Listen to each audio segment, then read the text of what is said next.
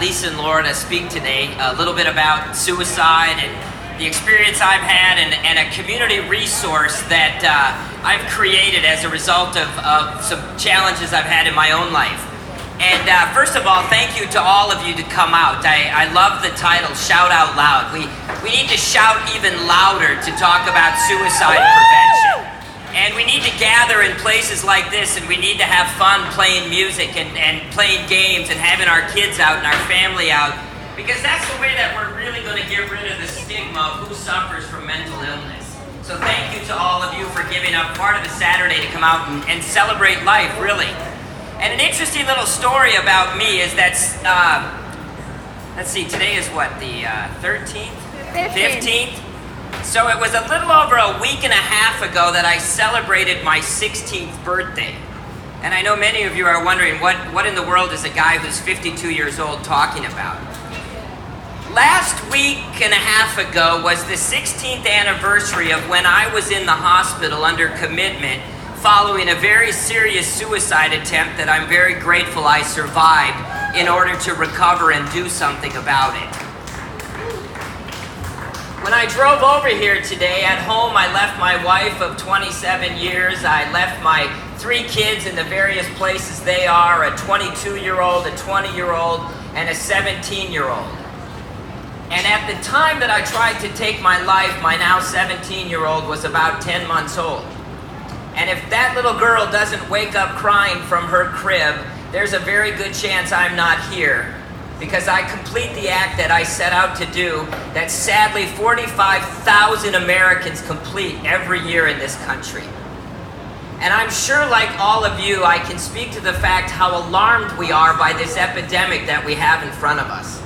And we all here can do something about it. And that's what you're here doing. And that's why I just feel so good to see families and to see kids and to see people talking about mental health and mental illness and the things that are so difficult for many of us to bring up. So when we shout out loud, hi David Harris. David was at one of our events that we did. Good to see you. When we're here to talk about these things, you're helping people in ways you don't even know. In fact, interestingly enough, I was just sitting here waiting to come speak, and there's a guy from one of the groups that I run at my organization that is here tonight with his young daughter.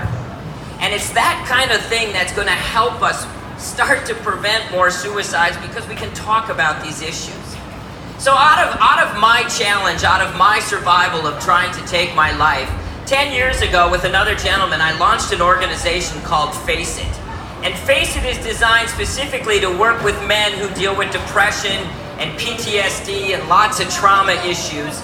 And what we do is we provide free peer support services for men. So we currently have 15 men's groups that we serve about 135 men each month. We do men's retreats, we do monthly breakfast, we do social gatherings. We've developed an entire peer support network, so if a guy were to get out of the hospital and call my office, I could probably hook him up with a mentor or a buddy in just about anywhere in the 7-county metro area. We never charge. I don't give, I like to swear sometimes, sorry. I don't give 2 shits if he has insurance or doesn't have insurance, and we will go and meet people wherever. For better or worse, I've met men in bars, I've met men at softball games, I've met men at hockey games. I'll meet them wherever we can in an effort to help them not make that tragic, fatal decision. So do me this favor. I came out on this hot day, so you owe me one small favor. I want you tomorrow or the next day to reach out to somebody you're concerned about. And you don't have to fix them, you don't have to solve their problems, but you have to tell them that you're thinking about them and that you care about them and that if they need anything, they can reach back to you. And I promise you, you will save someone's life, and it will be one less person that we're standing up here talking about each year. So thank you to Lisa and Laura for putting this event together.